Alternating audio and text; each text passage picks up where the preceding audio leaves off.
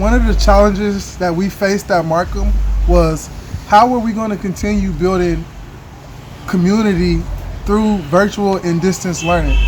So one of the enrichments that we had the pleasure and challenge of trying to recreate or modify for distance learning is our gardening enrichment. For our online gardening enrichment, we were able to come up with creative lessons through buying supplies, scheduling pickups from the school and drop-offs to students' houses, and also holding our Zoom classes from the garden. Hello, my name is Miss Paloma, and I have had the honor and privilege of working here at Markham for about 4.5 years now. We have 10 garden beds, and right now Mr. Tim and I are in the process of clearing out the beds and replanting. This is the first time that we successfully grew watermelons, which is amazing. We grew like 8 watermelon, and we're able to cut it up on our Zoom class and then deliver it to all of the kids so they still feel connected to the garden. Each kid is getting a little pot, and then they're gonna have their seed.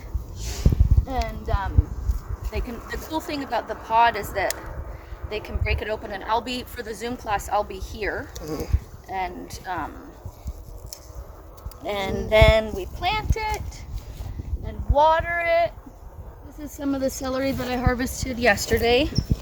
And each kid will be getting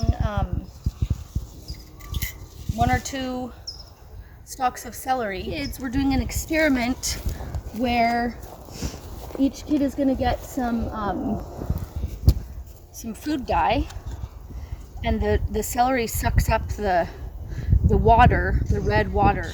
One of the cool things is that I've also been able to see their gardens. A lot of our kids do have little gardens that they grow as well, so it's all in the community, all in the family. Traveling through a river.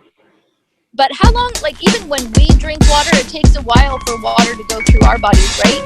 So we're just gonna wait a while for the water to go through the body of the celery.